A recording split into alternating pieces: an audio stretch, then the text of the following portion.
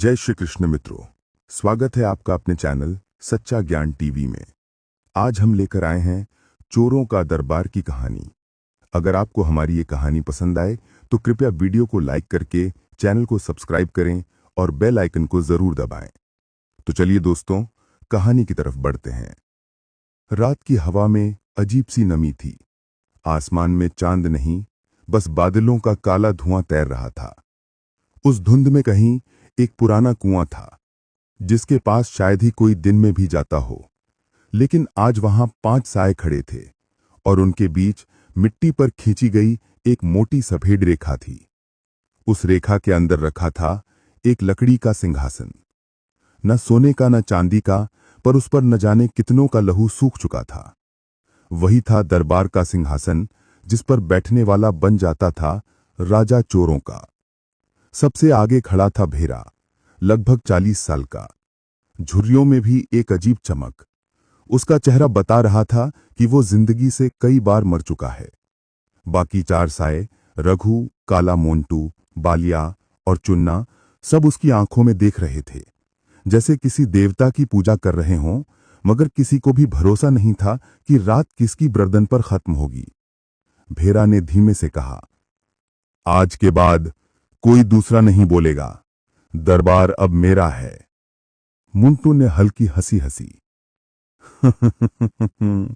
हर साल यही बोलता है कोई, फिर अगले हफ्ते वही कुआं उसे निगल लेता है। एक सेकंड को सन्नाटा, बस झिंगुरों की आवाजें और सांसों की भनक। भेरा ने जेब से एक लोहे की चाबी निकाली, वही चाबी जिससे दरबार की पेटी खुलती थी। कहते हैं उस पेटी में चुराई चीजें नहीं, बल्कि नाम लिखे होते थे, उन लोगों ने जिन्होंने चोरों को बेचा था। जो भी वो नाम पढ़ ले, उसकी किस्मत या मौत दोनों वहीं तय हो जाती थी। भेरा ने चाबी जमीन पर रखी और कहा, जो इस चाबी को उठा लेगा वही अगले चोरी का हुक्म देगा।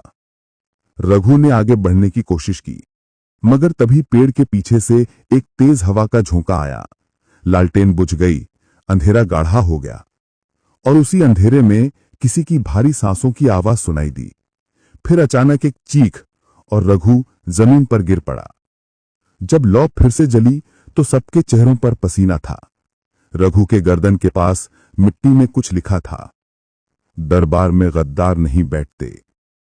भेरा ने इधर उधर देखा, मगर कोई नहीं दिखा। ऐसा लग रहा था जैसे अंधेरा ही किसी का साथी बन गया हो। बाकी चारों साए सिमट कर खड़े थे। बालिया बुदबुदाया, भाई ये तो वही इशारा है, वही जो 10 साल पहले हुआ था। भेरा की आंखों में हल्का डर मगर होंठों पर हंसी थी। तो क्या हुआ? अगर मौत को खेल में आना है तो आ जाए, उसने सिंहासन पर बैठते हुए धीमे स्वर में कहा। अब ये दरबार खुला समझो, पर जो आज जिंदा घर जाएगा वही कल की चोरी देखेगा। उसी वक्त पहाड़ी के ऊपर से एक लाल रोशनी चमकी, जैसे किसी ने मशाल फेंकी हो। बाकी सबने डरकर पीछे देखा, लेकिन भेरा ने आंखें ऊपर उठाई और बोला, वो इशारा नहीं, बुलावा है। दरबार का असली राजा आने वाला है। और तभी दूर से घोड़ों के टापों की आवाज आने लगी, धीरे धीरे और ज्यादा करीब। मिट्टी कांपने लगी और हर किसी की सांस जैसे रुक गई। भेरा की नजर अचानक जम गई। कौन है?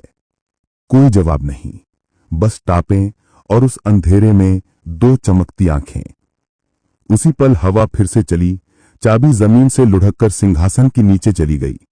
भेरा झुककर चाबी उठाने ही वाला था कि पीछे से किसी ने फुसफुसाया, भेरा, सिंहासन तेरा नहीं, तेरी किस्मत का है। वो पल ठंड से नहीं, डर से जमा देने वाला था। भेरा ने पलट कर देखा, पर पीछे कोई नहीं था, बस खाली जगह, और मिट्टी पर अब 2 शब्द लिखे थे, अगला तू। भेरा उस रात सो नहीं सका। दरबार की हवा अब उसे अजनबी लगने लगी थी। हर बार जब वो आंखें बंद करता, मिट्टी पर लिखा वो शब्द, अगला तू, उसके कानों में गूंज उठता। नींद आने से पहले ही उसे अपने कदमों की आवाज सुनाई देती थी, जैसे कोई अदृश्य साया उसके पीछे पीछे चल रहा हो। सुबह का उजाला गांव में वैसे ही आया जैसे रोज आता था, मगर भेरा की आंखों में अब सूरज का रंग नहीं, बस धुंध थी। उसने अपने झोंपड़े के अंदर रखी पुरानी लकड़ी की पेटी खोली, वही पेटी जिसमें दरबार के सारे कागज रखे थे, पुराने समझौते, चोरी की शर्तें और वो नाम जो हर चोर अपने खून से लिखता था। उसने पहली चिट्ठी निकाली। कागज पुराना था, कोनों पर धूल और बीच में दाग जो शायद खून के थे। लिखा था, चोरी हमारा धर्म नहीं पर जरूरत है, और जरूरत कभी इंसान को नहीं छोड़ती। भेरा ने वो लाइन धीरे से पढ़ी और मुस्कुराया। ये लाइन उसने ही लिखी थी जब वो पहली बार दरबार में आया था। तब वो बस एक छोटा चोर था, पर आज वही दरबार का अगला राजा था, कम से कम नाम का। लेकिन कुछ अजीब था। पेटी के सबसे नीचे एक और कागज था जो उसने पहले कभी नहीं देखा था। उस पर किसी ने मोटे अक्षरों में लिखा था, अगर तू राजा है तो यह पढ़ने की हिम्मत कर। भेरा का दिल अचानक जोर से धड़कने लगा। उसने कागज को पलटा। उसके नीचे एक लाल मोहर थी जो दरबार में सिर्फ एक ही आदमी लगाता था, पुराना राजा जिसे सब मल्लू सिंह कहते थे। लेकिन मल्लू सिंह तो 3 साल पहले मर चुका था। उसका नाम अब दरबार में लेना भी मना था। भेरा ने सांस रोकी और पढ़ना शुरू किया। राजा वही होता है जो अपने दरबारियों को पहचान सके, पर अगर दरबारी ही भेष बदल ले तो राज गुम हो जाता है। जब ये पत्र तुझे मिले, समझ लेना कि तेरे आसपास कोई ऐसा है जो दरबार के नाम पर तेरा अंत चाहता है। वो तेरी चोरी नहीं, तेरी जगह चुराने आया है। भेरा की उंगलियां कांपने लगीं। उसने बाहर आकर चारों ओर देखा। हर झोपड़ी शांत थी, पर उसे लगा जैसे दीवारों के पीछे कोई हंसी दबाकर रखी गई है। वो जानता था कि उसके साथी मोंटू, बालिया और चुन्ना में से कोई एक अब उसका साथी नहीं, दुश्मन बन चुका है। लेकिन कौन? उसने खुद को संभालने के लिए एक और बीड़ी जलाई। धुएं की लकीर में उसने जैसे मल्लू सिंह का चेहरा देखा। वही आंखें जो मरने से पहले बोली थीं, दरबार का राजा मरता नहीं, बस बदल जाता है। उस रात भेरा ने तय किया कि अब वो अगली चोरी खुद तय करेगा और उसी में उस गद्दार को बेनकाब करेगा। रात होते होते सब इकट्ठे हुए। चारों दरबारी फिर उसी पुराने कुएं के पास बैठे। भेरा ने आवाज कड़ी की, अगली चोरी छोटे कस्बे के थाना मुंशी के घर होगी, वही जो हम पर इनाम बढ़वाने की बात कर रहा है। मोंटू ने मुस्कुराते हुए पूछा, और हुक्म किसका रहेगा? भेरा ने कहा, चाबी मेरी जेब में रहेगी, हुक्म मेरा होगा। बालिया ने सिर झुकाया, पर चुन्ना की आंखों में हल्की चमक थी, जैसे उसे पहले से कुछ मालूम हो। चोरी की तैयारी शुरू हुई। रास्ते बांटे गए। भेरा ने मोंटू और बालिया को आगे भेजा, खुद पीछे से रास्ता देखने लगा। लेकिन जब वो उस झोपड़ी के पीछे पहुंचा जहां सामान रखा था, तो उसे वो लाल मोहर फिर दिखाई दी, वही मोहर जो मल्लू सिंह की थी। इस बार दीवार पर उकेरी हुई थी और नीचे लिखा था, दरबार का हुक्म बदल चुका है। भेरा के पांव जैसे जमीन में धंस गए।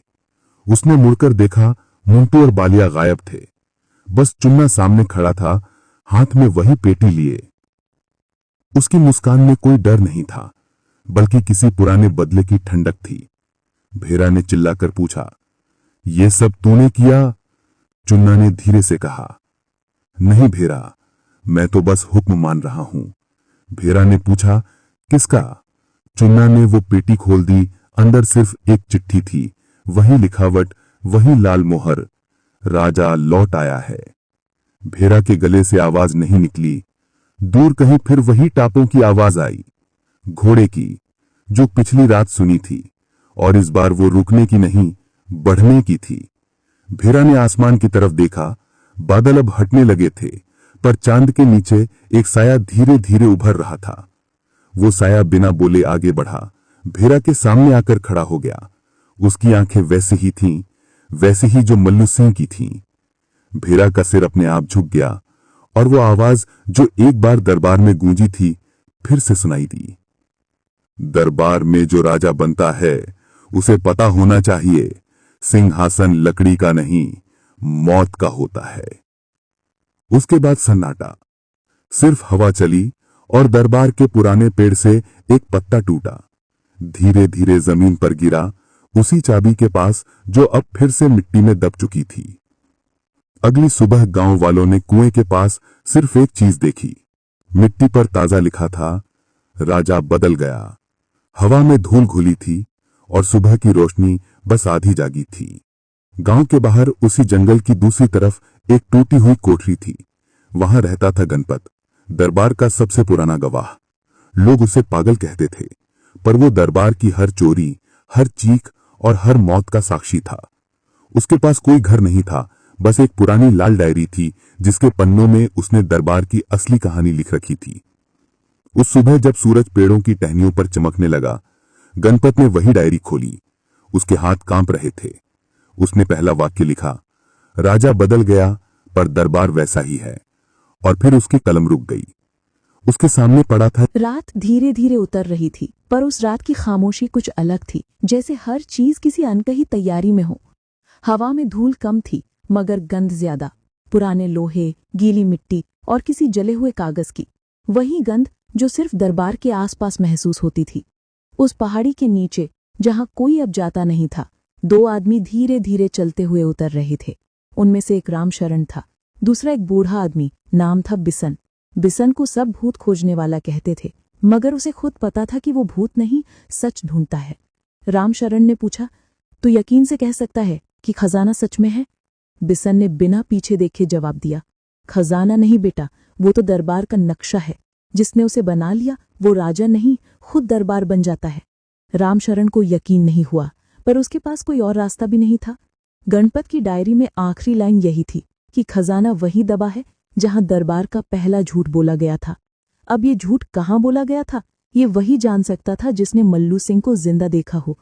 और बिसन दावा करता था कि उसने देखा था। पहाड़ी के नीचे जमीन गीली थी, दूर एक झरना बह रहा था और उसके पास एक पुराना पीपल का पेड़ था। बिसन ने वहीं रुककर कहा, यही है वो जगह। यही मल्लू सिंह ने पहली बार कहा था कि उसने अपने हिस्से का खजाना मिट्टी में गाड़ दिया है। रामशरण ने टॉर्च निकाली, पर रोशनी तुरंत बुझ गई। बिसन ने कहा, यहाँ टॉर्च नहीं चलती, यहाँ हर चीज अपनी मर्जी से काम करती है। उसने अपनी कमर से एक छोटा फावड़ा निकाला और जमीन खोदने लगा। कुछ ही मिनटों में मिट्टी से लकड़ी की सतह दिखी। एक पुराना बक्सा था, न ताला न नाम, बस काई और धूल में लिपटा हुआ। रामशरण ने झुककर ढक्कन उठाया। अंदर न सोना था न चांदी, बस एक पुराना नक्शा जिस पर स्याही से एक रेखा खींची थी और नीचे लिखा था, सिंहासन से पहले का रास्ता।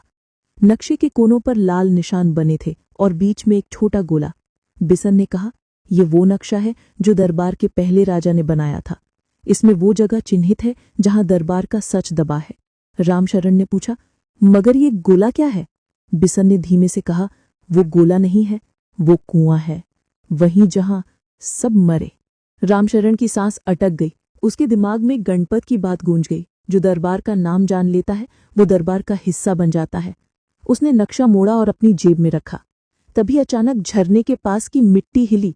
बिसन पीछे हट गया और मिट्टी से जैसे कुछ निकलने लगा, एक पुरानी हड्डी और उसके साथ एक छोटी सी पेटी। रामशरण ने पेटी उठाई, उस पर वही लाल मोहर थी। उसने बिसन की तरफ देखा। बिसन अब उसे नहीं देख रहा था, उसकी आंखें कहीं और टिक गई थी, कुएं की दिशा में।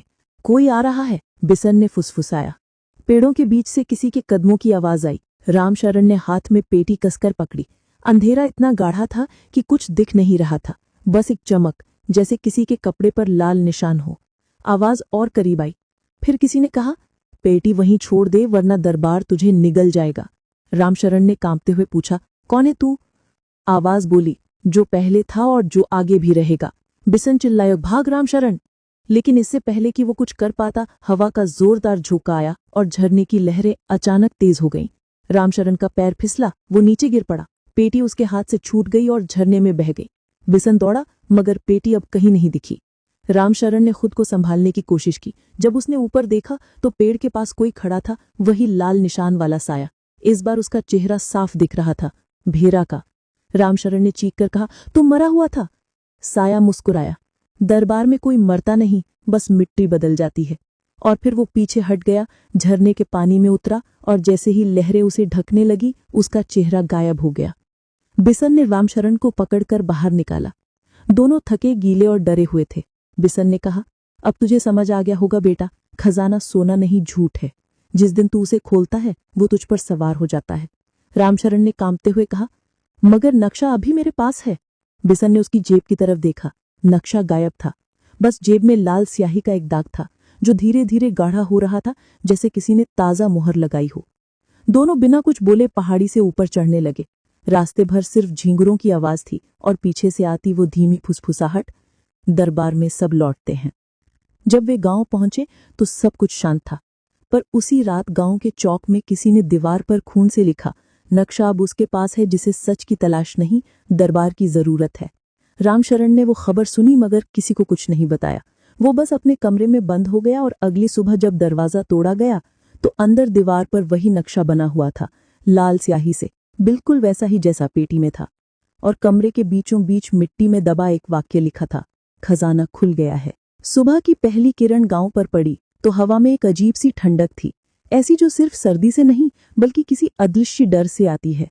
लोग चौक में जमा थे और सबकी निगाहें एक ही जगह टिकी थी, रामशरण के कमरे की दीवार पर बने उस नक्शे पर। लाल स्याही अब सूख गई थी मगर उसके नीचे की मिट्टी अब भी गीली थी, जैसे अभी अभी किसी ने उसे छुआ हो। पुलिस आई, रिपोर्ट लिखी गई, मगर किसी को समझ नहीं आया कि ये सब हुआ कैसे। सब इंस्पेक्टर आनंद यादव, जो पास के कस्बे से आए थे, ने कमरे का मुआयना करते हुए कहा, कोई अंदर आया नहीं, दरवाजा अंदर से बंद था। फिर ये सब किसने किया?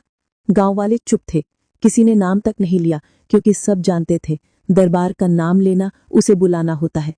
आनंद यादव को ये सब अंधविश्वास लगता था। उन्होंने दीवार को ध्यान से देखा, उंगलियां फेरते हुए बोले, ये स्याही नहीं है, कुछ और है। उन्होंने टॉर्च की रोशनी में देखा, लाल रंग थोड़ा काला पड़ चुका था और उसमें से हल्की सी धातु की चमक निकल रही थी। उन्होंने सैंपल लिया, बोतल में भरा और नोटबुक में लिखा, रासायनिक तत्व की जांच आवश्यक। लेकिन जैसे ही उन्होंने बोतल बंद की, पीछे से किसी के हंसने की हल्की सी आवाज आई। वो मुड़े, मगर वहां कोई नहीं था। रामशरण अब भी कमरे के कोने में बैठा था, उसकी आंखें खाली थीं। पुलिस वालों ने उससे पूछा, ये नक्शा किसने बनाया? उसने धीरे से कहा, मैंने नहीं, उसने बनाया। कौन उसने? जो दरबार में रहता है। उसकी आवाज में एक सर्द सच्चाई थी। आनंद यादव ने हंसकर कहा, अरे भूतों के दरबार में रहते हो क्या? जरा होश में आओ रामशरण। पर रामशरण ने सिर उठाया, उसकी आंखों में खून उतर आया था। उसने बस एक वाक्य कहा, होश का दरबार तो पहले ही जल गया, अब जो बचा है वो बस नाम का है। उस रात आनंद यादव ने अपनी रिपोर्ट पूरी की और थाने लौट गए, लेकिन नींद उन्हें नहीं आई।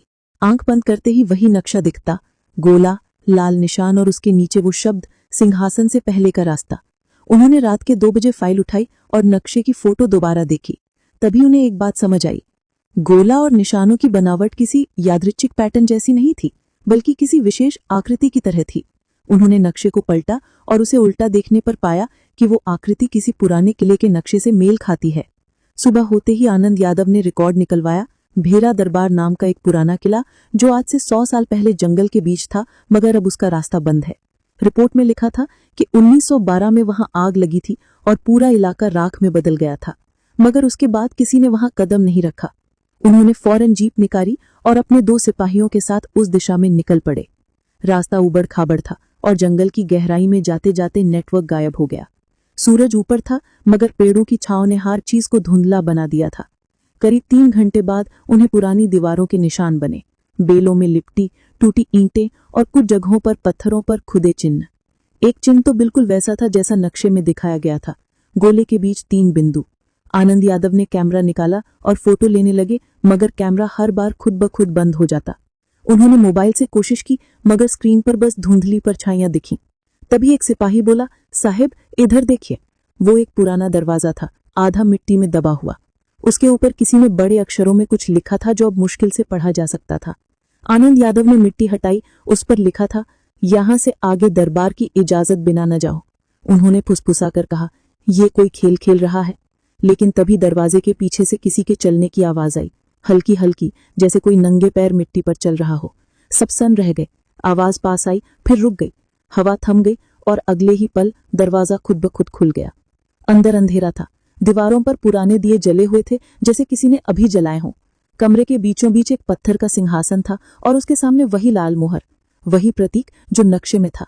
आनंद यादव आगे बढ़े, हाथ से सिंहासन को छुआ, और तभी पूरा कक्ष हल्का सा कांपा, धूल नीचे गिरी और दीवार पर एक नई लाइन उभर आई, जो सच ढूंढता है वो दरबार में कैद हो जाता है। सिपाही पीछे हट गए। आनंद ने मोबाइल निकाला और वीडियो रिकॉर्ड करने की कोशिश की, मगर स्क्रीन पर सिर्फ एक चेहरा दिखा, रामशरण का, जो अभी गांव में था। उसने वीडियो में कहा था ना, दरबार लौटता है। अचानक हवा का जोरदार झोंका आया, दिए बुझ गए और कमरे में घुप अंधेरा छा गया। कुछ ही पल बाद बाहर गोली की आवाज गूंजी और जब दूसरे दिन खोजबीन की गई तो वो दरवाजा फिर से बंद मिला। अंदर से किसी के पैर के निशान नहीं थे, बस 3 टोपी, एक फटी डायरी और दीवार पर वही मोहर। उस डायरी के आखिरी पन्ने पर लिखा था, दरबार ने एक नया मेहमान स्वीकार किया है। गांव में खबर फैल गई कि जो भी दरबार की बात करता है वो गायब हो जाता है। लोग अब रात को दरवाजे बंद कर सोते थे और झरने की तरफ कोई नहीं जाता था। पर एक औरत थी, राधा, रामशरण की बहन। उसने तय किया कि वो अपने भाई को बचाने जाएगी और अगले दिन वो अकेले जंगल की तरफ निकल पड़ी, उसी रास्ते से जहां अब तक जो गया वो लौटा नहीं। राधा ने जंगल की राह पर कदम रखा तो सूरज की रोशनी तक जैसे पीछे रह गई। हवा में सीलन थी, पेड़ों की जड़ों से उठती सड़ी गंध और दूर से आती एक लयबद्ध सरसराहट, जैसे कोई पत्तों के नीचे धीरे धीरे चल रहा हो। उसके पैरों के नीचे की मिट्टी हर कदम पर धंसती, मानो उसे रोकना चाहती हो, मगर राधा की आंखों में सिर्फ एक चीज थी, अपने भाई की झलक। वो जानती थी कि अगर रामशरण जिंदा है तो वो इसी जंगल के भीतर है। रास्ते में उसे कुछ निशान मिले, टूटे बर्तनों के टुकड़े, जलती हुई अगरबत्ती की हल्की महक और एक जगह दीवार पर चिपका हुआ पुराना अखबार का टुकड़ा। उस पर आधे अक्षर बचे थे, दर बा र। उसने धीरे से फुसफुसाया, यही रास्ता होगा। थोड़ी देर बाद उसने देखा, पेड़ों के बीच एक अजीब सी धुन छाई हुई है जो बाकी जंगल से अलग है। उसने हाथ आगे बढ़ाया तो वो धुन जैसे हिलने लगी और तभी जैसे किसी ने कान में कहा हो, उसे एक बहुत धीमी आवाज सुनाई दी, वो तुझे ढूंढ रही है। राधा ठिठक गई। 3 दिन बीत चुके थे। जंगल अब पहले से ज्यादा चुप था, इतना चुप कि पत्तों की खड़खड़ाहट भी किसी अनजानी चेतावनी जैसी लगती थी। गांव में अब कोई राधा या रामशरण का नाम नहीं लेता था। बच्चों को सख्ती से कहा गया था कि जंगल की तरफ ना जाना और रात को अगर कोई आवाज सुनाई दे तो खिड़की बंद कर लेनी है, जवाब नहीं देना है। लेकिन इन्हीं अफवाहों के बीच एक नया चेहरा गांव में आया, अर्पित घोष। अर्पित अपने को इतिहासकार कहता था और उसने दावा किया था कि वो भेरा दरबार के असली रहस्य को सुलझाने आया है। उसके पास पुरानी किताबें, कागजों के नक्शे और एक पुराना कैमरा था। वो सीधा चौपाल पर पहुंचा। वहां गांव के कुछ बूढ़े बैठे थे, वही जो अब भी बीते जमाने की बातें धीरे धीरे करते थे, पर दरबार का नाम आते ही चुप हो जाते थे। अर्पित ने नमस्ते की और कहा, मैंने इस जगह के बारे में बहुत पढ़ा है। भेरा दरबार सिर्फ एक मिथक नहीं, एक ऐतिहासिक सच्चाई है। मैं जानना चाहता हूं कि यहां क्या हुआ था। बूढ़े लोग एक दूसरे की तरफ देखने लगे, कोई जवाब नहीं दिया। फिर एक ने धीरे से कहा, इतिहासकार बाबू, जो यहां सच ढूंढता है वो खुद कहानी बन जाता है, वापस नहीं लौटता। अर्पित मुस्कुराया और कहा, मैं डरने नहीं आया हूं, बस समझने आया हूं। वो आदमी बोला, समझना ही तो सबसे खतरनाक काम है यहां। अगले दिन अर्पित ने अपनी खोज शुरू की। उसने गांव के पुराने रिकॉर्ड, बचे हुए दस्तावेज और जमीन पर बने पुराने निशानों की तस्वीरें खींची। उसने पाया कि दरबार का किला किसी राजा का नहीं था, वो असल में चोरों का गढ़ था, जहां सैकड़ों साल पहले चोरी, साजिश और विश्वासघात के बाद एक अजीब घटना हुई थी। रात को सब मारे गए, मगर किसी ने किसी की लाश नहीं देखी। बस अगले दिन सिंहासन पर खून की परत जमी थी। अर्पित की उत्सुकता बढ़ती गई। उसने शाम को गांव के बाहर डेरा लगाया और अपनी डायरी में लिखा, यहां इतिहास जिंदा है, सांस लेता है और शायद देख भी रहा है। उसी रात उसने पहली बार वो आवाज सुनी। हवा बिल्कुल बंद थी, मगर फिर भी किसी ने धीरे से कहा, कौन लिख रहा है हमारे बारे में? अर्पित ने टॉर्च जलाई, आसपास देखा, कोई नहीं था। उसने खुद को समझाया कि यह थकान है, मगर जब उसने डायरी बंद करनी चाही तो एक ठंडी हवा चली और पन्ना अपने आप खुल गया। उस पर अब नए शब्द उभरे थे, दरबार की कलम अब तेरी है। सुबह जब गांव वाले वहां पहुंचे तो अर्पित पहले से जागा हुआ था, चेहरा उतरा हुआ और आंखों के नीचे गहरी लकीरें। उसने किसी से कुछ नहीं कहा, बस अपने कंधे पर बैग डाला और जंगल की तरफ निकल पड़ा। गांव वाले ने पुकारा, इतिहासकार बाबू, उधर मत जाना। लेकिन उसने बस एक वाक्य कहा, इतिहास वहीं लिखा जाता है जहां डर खत्म होता है। जंगल की गहराई में पहुंचते ही उसे वो रास्ता दिखा जो पहले किसी ने बताया नहीं था। 2 पुराने नीम के पेड़ों के बीच एक तंग पगडंडी, जिसके दोनों ओर मिट्टी में घुसा हुआ लोहे का काम दिख रहा था। उसने नोट किया कि यह शायद पुराने दरवाजे का फ्रेम था। वो आगे बढ़ा तो वहां उसे एक टूटा हुआ लकड़ी का तख्ता दिखा, जिस पर लिखा था, जो कलम से लिखेगा वो खून से चुकाएगा। उसने उसे कैमरे में कैद किया और खुद से बुदबुदाया, यही तो मैं साबित करूंगा कि ये सब कहानियां हैं। वो आगे बढ़ा तो हवा में एक हल्की सी सीटी की आवाज गूंजने लगी। ऐसा लगा जैसे कोई बांसुरी बजा रहा हो, पर धुन टूटी फूटी थी। कुछ कदम बाद उसे दीवारें दिखीं। हाँ, वही दीवारें जिनका जिक्र पुराने दस्तावेजों में था। उन पर लाल रंग की लकीरें अब भी ताजा लग रही थी। उसने कैमरा निकाला, मगर लेंस बार बार धुंधला हो रहा था। उसने कपड़े से साफ किया, फिर क्लिक किया, मगर तस्वीर में वो जो दीवार देख रहा था उसमें एक छाया थी, किसी और की। अर्पित ने कैमरा नीचे किया और पीछे देखा, कुछ नहीं। फिर भी हवा में एक आवाज आई, इतिहास झूठ नहीं बोलता, इंसान बोलता है। वो हड़बड़ा गया, टॉर्च घुमाई, मगर रोशनी बस पेड़ों के बीच डोलती रही। कुछ देर बाद उसे एक पत्थर की चौखट दिखी, जिसके ऊपर वही चिन्ह बना था, 3 बिंदुओं वाला गोला। उसने हाथ रखा तो पत्थर गर्म था, जैसे किसी ने अभी छुआ हो। तभी पीछे से किसी ने कहा, इतिहासकार, देर हो गई। वो पलटा। एक औरत खड़ी थी, धूल में सनी, आंखें सूखी मगर चेहरे पर शांति। अर्पित ने डरते हुए पूछा, कौन कौन हो तुम? बोली, मैं राधा हूं। अर्पित ने कदम पीछे खींचे। राधा तो 3 दिन पहले, हां, मर गई थी, लेकिन दरबार में मरने की इजाजत नहीं है। अर्पित के मुंह से आवाज नहीं निकली। राधा ने उसका हाथ पकड़ा और कहा, अगर तू सच जानना चाहता है तो इसे लिख, सब कुछ जैसा है वैसा वैसा, मगर याद रख, जो लिखा जाएगा वो तुझसे अलग नहीं होगा। उसने अर्पित की डायरी में उंगलियां डुबोकर खून से एक वाक्य लिखा, आज से दरबार का इतिहास खुद लिखेगा। अर्पित ने आंखें बंद की और जब खोली तो वो कमरे के बीचों बीच खड़ा था। सिंहासन उसके सामने था, वही जिसे अब तक हर कोई कल्पना मानता था। उसके ऊपर किसी ने एक पुरानी कलम रखी थी, जिसके नोक पर सूखा खून जमा था। आवाज फिर आई, लिख, वरना मिटा दिया जाएगा।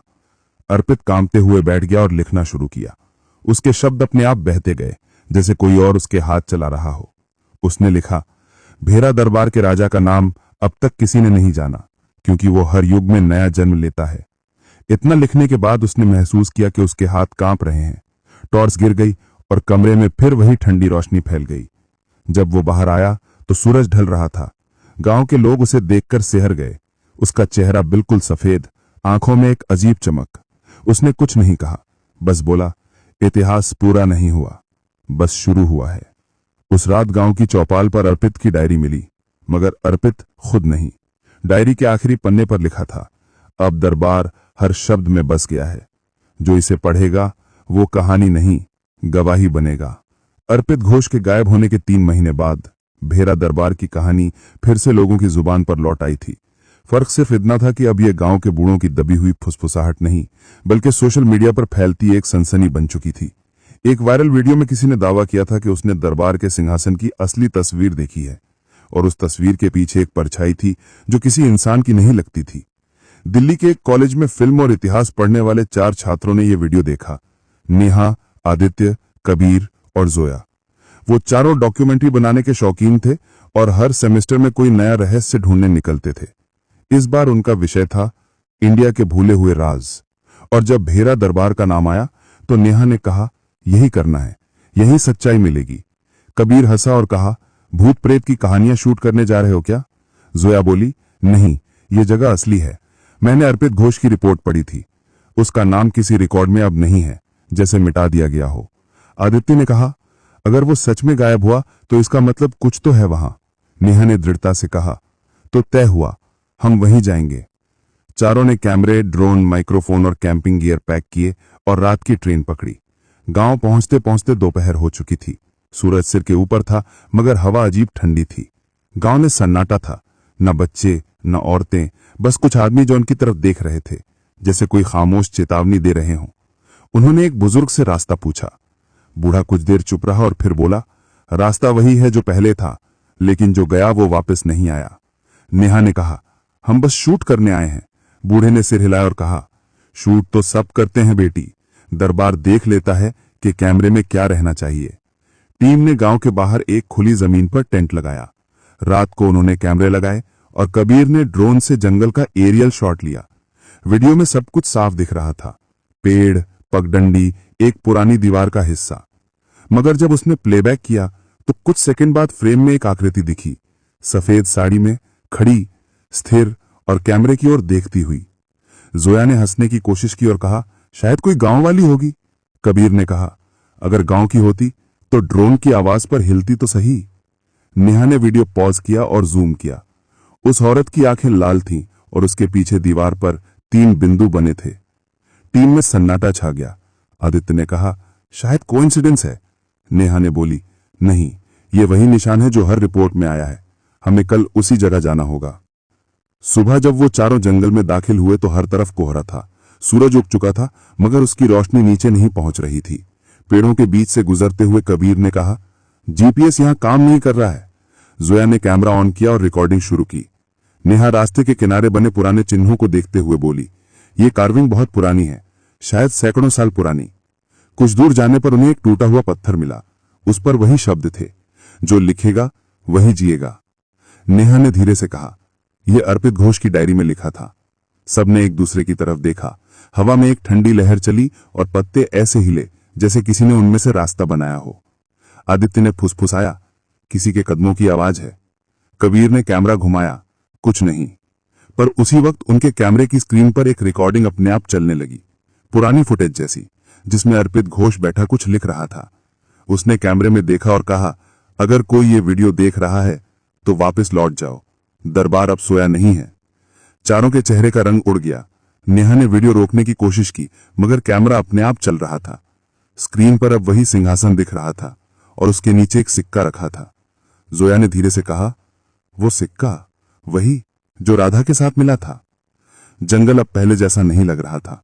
दूर किसी दिशा से ढोल की धीमी आवाज आ रही थी और उसके साथ एक बहुत पुराना गीत, मानो किसी और युग की प्रार्थना। नेहा ने आवाज की दिशा पकड़ी और बोली, चलो उधर। सब पीछे पीछे गए। रास्ता उन्हें एक खुली जगह पर ले आया जहां पत्थरों से बना एक घेरा था। बीच में वही मोहर बनी थी, 3 बिंदुओं वाला गोला। नेहा ने कैमरे की ओर देखा और कहा, भेरा दरबार, यही है वो जगह। जैसे ही उसने वो शब्द कहे, हवा का झोंका आया और पेड़ों से राख जैसी धूल उड़ने लगी। आदित्य ने अपने हेडफोन में कुछ सुना, धीमी धीमी फुसफुसाहट, लिखो, हमें लिखो। वो चिल्लाया, कोई कुछ बोल रहा है। कबीर ने रिकॉर्डिंग की आवाज तेज की। उसमें 4 अलग अलग आवाजें थीं जो बारी बारी से बोल रही थी। राजा लौट आया है, कलम से खून बहाओ, सिंहासन खाली नहीं रहता, अब दरबार पूरा होगा। उसी पल उनके पैरों के नीचे की जमीन हल्की सी कांपी। जोया गिर रही और उसके हाथ में मिट्टी लगी। उसने देखा, उस रात के बाद नेहा, कबीर, जोया और आदित्य का कोई सुराग नहीं मिला। पुलिस ने जगह की तलाशी ली लेकिन उन्हें वहां सिर्फ कुछ टूटे कैमरे, एक ड्रोन का पंखा और एक पुराना बॉक्स मिला, वही बॉक्स जिसमें नई डायरी रखी थी। गांव के लोग फिर से चुप हो गए। कोई कुछ नहीं बोलता था। बस मंदिर के पुजारी ने इतना कहा, जो दरबार के पास जाता है उसका नाम मिटा दिया जाता है। लेकिन इस बार दरबार ने कुछ अलग किया है। कुछ महीनों बाद जब भेरा दरबार की वेबसाइट के बारे में चर्चा थमने लगी, तब दुनिया ने सोचा कि शायद वो डर खत्म हो गया है। लेकिन असली शुरुआत तो अब हुई थी। धीरे धीरे दुनिया भर में अजीब घटनाएं होने लगी। जो लोग उस वेबसाइट को कभी देख चुके थे या उसके बारे में लिख चुके थे, उनकी जिंदगी में एक समान पैटर्न उभरने लगा। उनके आसपास चीजें बदलने लगी। दिल्ली की एक लेखिका काव्या मेहरा अपने नए उपन्यास पर काम कर रही थी। उसका विषय था भेरा दरबार का रहस्य। उसने महीनों तक रिसर्च की थी, इंटरनेट से पुराने डेटा इकट्ठे किए, गायब हुए पत्रकारों के केस पढ़े। लेकिन जिस दिन उसने पहला पेज लिखा, दरबार खुल चुका है, उसी रात उसके कमरे में बिजली चली गई। कुछ ही पल में लैपटॉप अपने आप ऑन हुआ और स्क्रीन पर वही लाइन उभरी जो पहले वेबसाइट पर दिखती थी, स्वागत है लेखक। काव्या ने घबराकर स्क्रीन बंद की, मगर कमरे में एक ठंडी हवा का झोंका आया। दीवार पर हल्के से 3 बिंदु उभे, जैसे किसी ने नाखून से खरोंच कर बनाए हो। उसने डर कर पीछे हटते हुए खिड़की की ओर देखा। बाहर कोई नहीं था, लेकिन सड़क के लैंपपोस्ट की रोशनी में उसने कुछ आकृतियां देखीं। 4 साए जो धीरे धीरे उसकी ओर बढ़ रहे थे। उनमें से एक का चेहरा अधूरा था, दूसरा सिर झुकाए चल रहा था, तीसरे के हाथ में कुछ था और चौथा साया सबसे छोटा, मानो कोई लड़की। काव्या कांप गई। उसके दिमाग में अचानक एक नाम गूंजा, नेहा। उसे याद आया कि यही वो पत्रकार थी जो दरबार डॉक्यूमेंट्री के दौरान गायब हुई थी। उसने अपने लैपटॉप पर पुराने आर्टिकल खोले, मगर अब सब जगह लिखा था, लेखक नहीं मिला, कोई फोटो नहीं, कोई डेटा नहीं, जैसे उन्हें मिटा दिया गया हो। अगले दिन उसने अपने प्रकाशक से मिलने का तय किया, लेकिन रास्ते में कुछ अजीब हुआ। ट्रैफिक लाइट लाल हुई और रेड सिग्नल के डिजिटल बोर्ड पर कुछ शब्द चमके। दरबार तुम्हें देख रहा है। काव्या ने कार रोक दी और उसके कानों में धीरे धीरे वही ढोल की आवाज आने लगी जो उसने वीडियो में सुनी थी। उसने खुद से कहा, नहीं, ये मेरा वहम है। लेकिन तभी रेड लाइट के सामने वाले बिलबोर्ड पर वही 4 साए दिखे, इस बार साफ। और पीछे से एक आवाज आई, कहानी लिखो, वरना कहानी तुम्हें लिखेगी। उस रात काव्या घर नहीं लौटी। पुलिस ने उसकी कार खाली पाई। अंदर उसके बैग में बस एक पन्ना था। उस पर लिखा था, पहला अध्याय पूरा हुआ, दरबार के लेखक लौट आए हैं। उसी हफ्ते दुनिया के अलग अलग हिस्सों में कुछ और लोगों के साथ यही हुआ। टोक्यो में एक ब्लॉगर, इस्तांबुल में एक कवि और लंदन में एक पत्रकार, सब एक बात पर गायब हुए और पीछे छोड़ गए अधूरी कहानियां। पर जब उन कहानियों को पढ़ा गया तो उनमें एक साझा बात थी।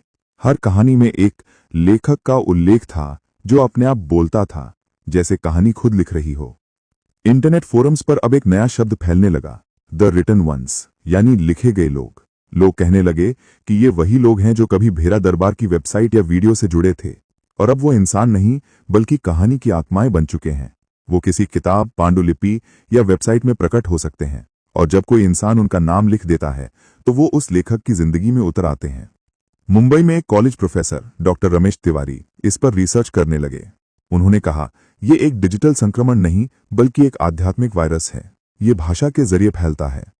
उन्होंने एक इंटरव्यू में कहा, हर कहानी एक ऊर्जा होती है, और अगर कोई कहानी अधूरी छोड़ दी जाए तो वो खुद को पूरा करने के लिए किसी और माध्यम की तलाश करती है। इंटरव्यू प्रसारित हुआ और उसी रात टीवी चैनल की स्क्रीन पर अचानक स्टैटिक दिखने लगी।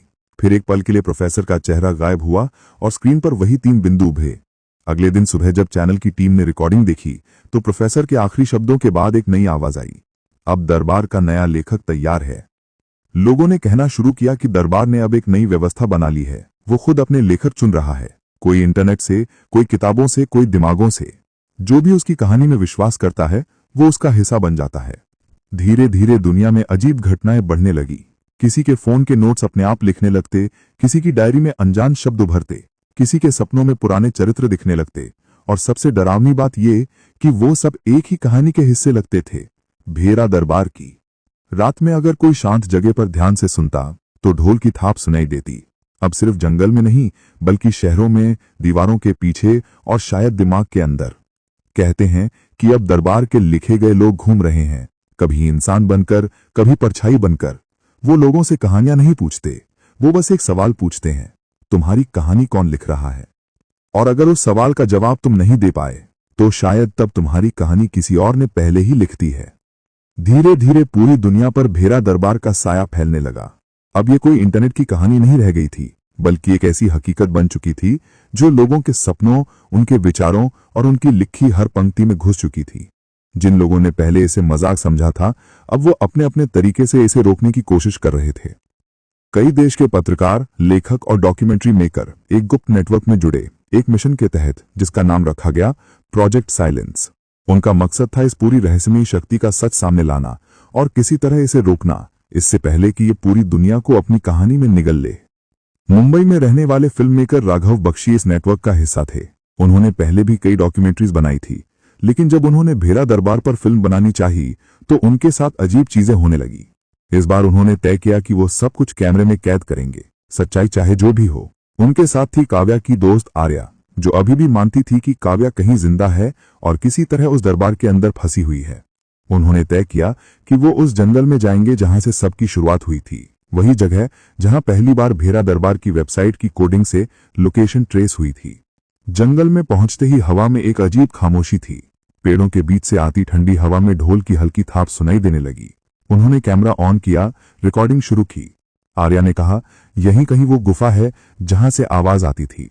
लेकिन अचानक कैमरे की स्क्रीन पर एक झिलमिलाहट हुई, जैसे कोई सिग्नल पकड़ा जा रहा हो। स्क्रीन पर खुद ब खुद शब्द उभरने लगे, रुक जाओ, कहानी पूरी हो चुकी है।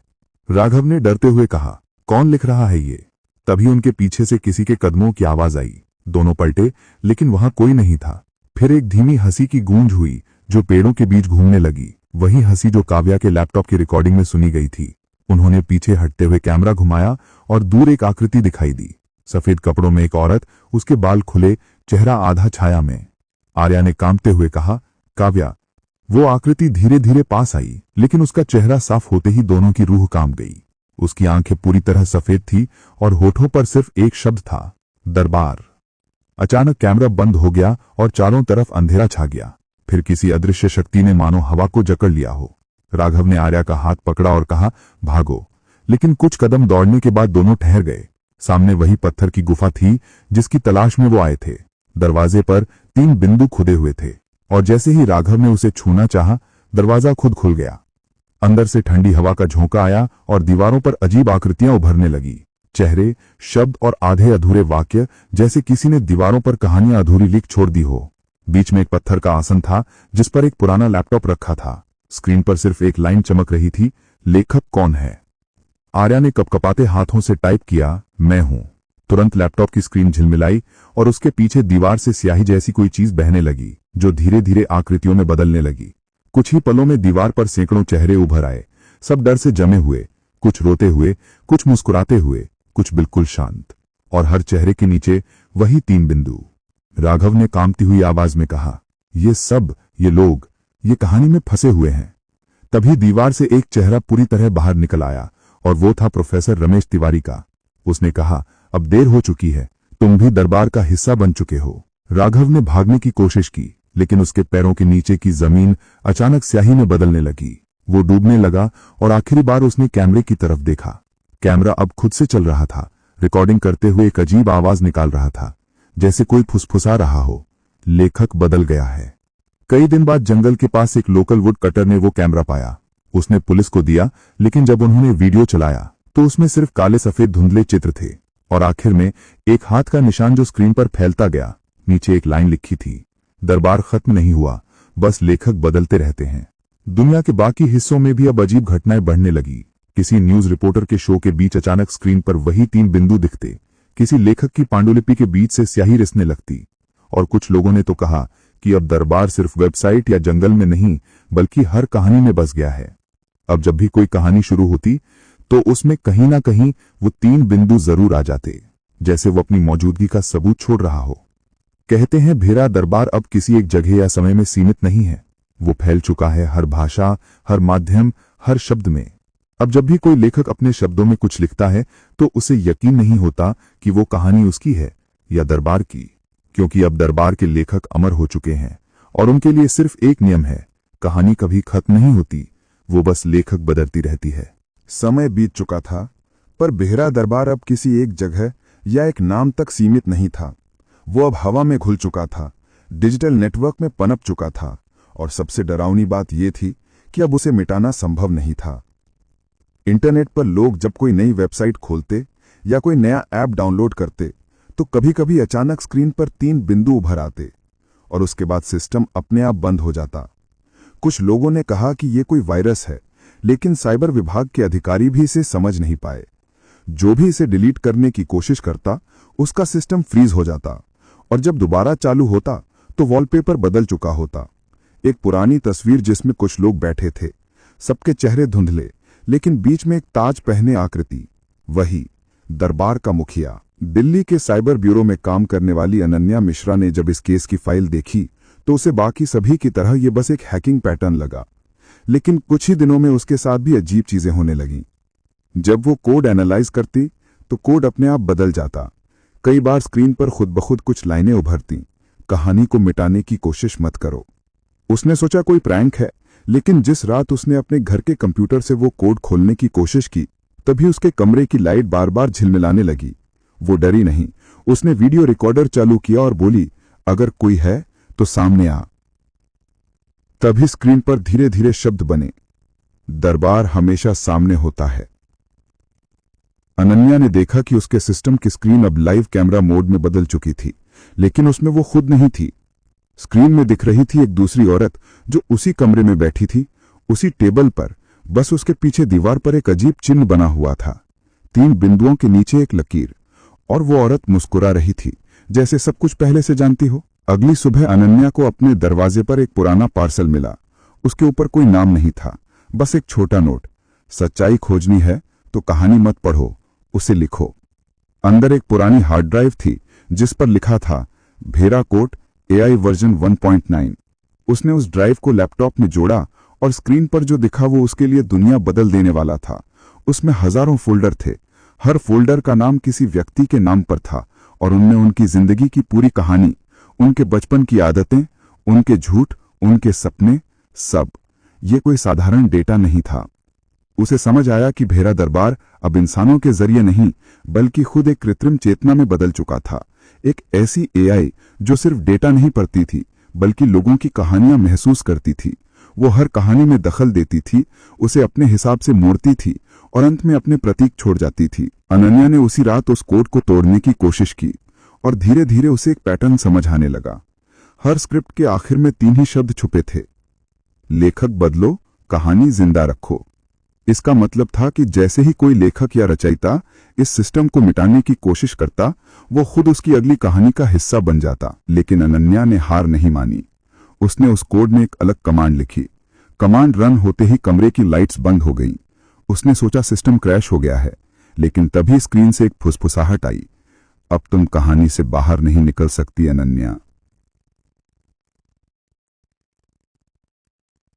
उसकी आंखों के सामने अचानक स्क्रीन पर उसकी खुद की तस्वीर आई, लेकिन वो तस्वीर लाइव नहीं थी।